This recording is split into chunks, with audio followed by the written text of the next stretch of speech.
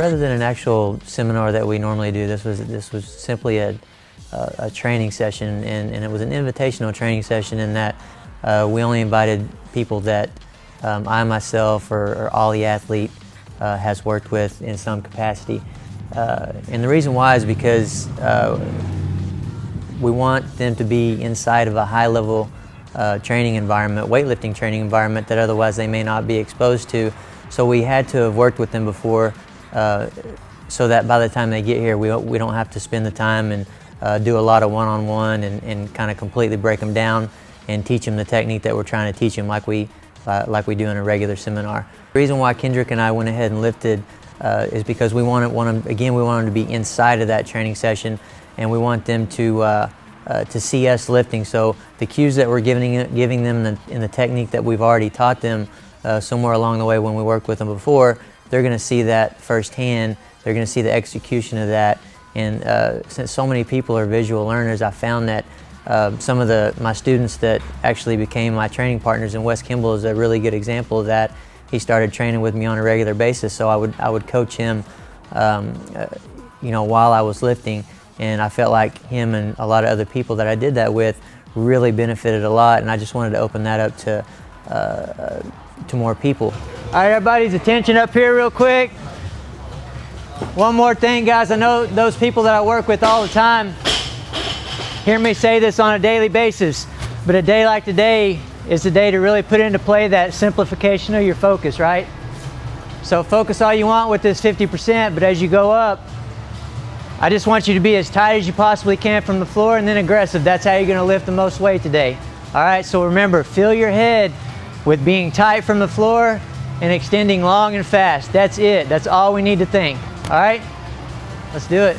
What's happening is you're starting a little bit too low, so then your shoulders are pretty much directly over the bar, which is not a bad position, but where they want to be up here by the time the bar gets here is out over there. So with this weight, you can pretty much hold it. So with heavy weight, what's going to happen is that body's going to go up there anyway. Okay. So we just want to go ahead and start you there. So we just have to experiment and find it, but it's going to be a little higher. Okay, just tighten up like you're going to come off. Okay, hair higher. Right, okay, let's try that.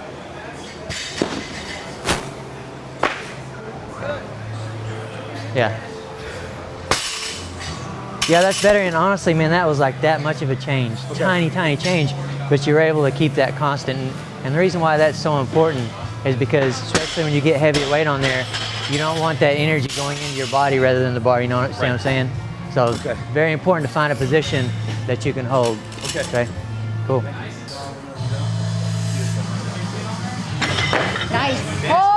Hold it, hold it.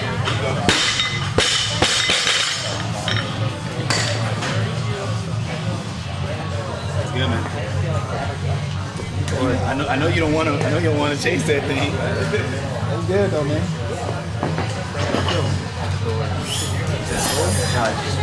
Oh yeah. It's a little bit. Yeah, it's a little bit. Stand up. Yeah. Angle, Tony. Back. Yep. No, just maintain your back angle.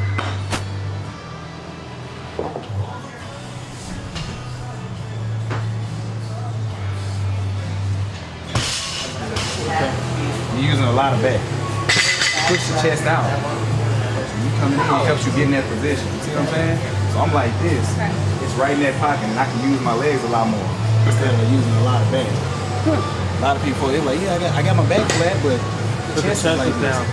So it's like using a lot of back. You're opening up soon. Ball gets away from you. Really push it out so you can get it in here. It helps, man. Get that chest out, man. Tight off the floor. There you go. They don't look bad. They don't look bad at all. They just look like you're thinking throughout the whole thing. You know what I'm saying? Like, okay, pick it up right here. It looks easy. Let's go. Because look, you know how to do the movement. You understand what I'm saying? You know how to do it, so just go. I gotta take my things. I know some people that don't.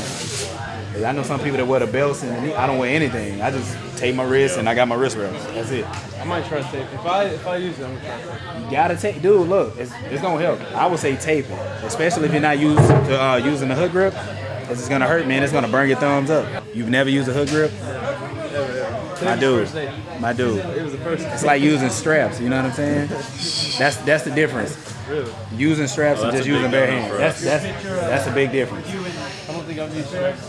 That's the difference between using the hook grip versus just an overhand grip. But I wanted to bring in Kendrick for one reason, because he's the best American weightlifter that we have, and also because he has a little bit of a different technique, so they can see that in comparison. And again, with the discussion portion of the event, you know, maybe people have some questions about that, why he does that, why he does the style that he does, and it's very helpful because I got so many questions on, well, why did you teach me this and Kendrick does this? And the answer to that for pretty much everybody is going to be because in the beginning we want to teach you positions that are going to allow you to use the part of your body that you need to use. Kendrick may use a different position because he has the timing down. For example, he uses more of a low elbow position on the jerk, and a lot of my lifters want to use that in the beginning, and some of them do because they have to because of their body type. But we want to, when I teach you, and the style that I use is the elbows up, because that helps me keep the arms out for as long as possible and helps me use my legs more.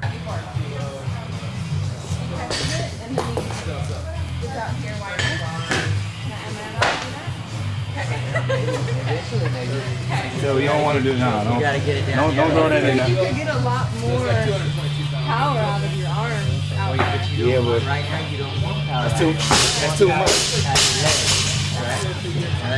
Catch it, Chad. Good job. Some other people, but you need to learn to use your legs all the way from the floor. You can bring those elbows down and be more efficient with the arms. Okay. Yep. My lockout is a lot different than Chad's. Because this is a standard lockout. So you notice this is not my lockout. If I ever bought my lockout, it's like a whole different deal. So I have to get that wider grip. You know what I mean? Okay. So that's one reason why I kick it out, just to help with my lockout. Because if I keep that close grip in here, like you see what I'm saying? It puts so much on my shoulders. Okay. I used to have a narrow grip like a few years ago, but once I started getting like the shoulder pains and had the shoulder injury, I had to get the grip out. So that's one reason why I kick my grip out. Yeah. Okay. So yeah, you in good hands. Trust me. He gonna take care of you. I promise. Okay. Yeah. I was probably around 2008. It had to be around the end of 2008. This is when I had the injury, and then when I started doing the rehab and whatnot, I rehabbed all the way through 2009.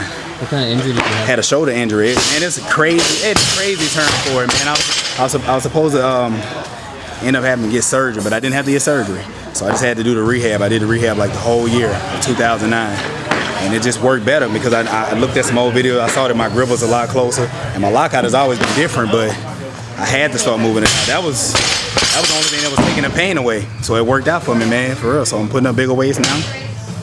Made the switch, I guess, like 2 years ago, and it's working. Best snatching competition, 160 kilos. Best clean and jerking competition, 203 kilos. So, you know, unofficially, I've cleaned the world record in my weight class, which is 218 kilograms. And we're gonna be doing some big things soon.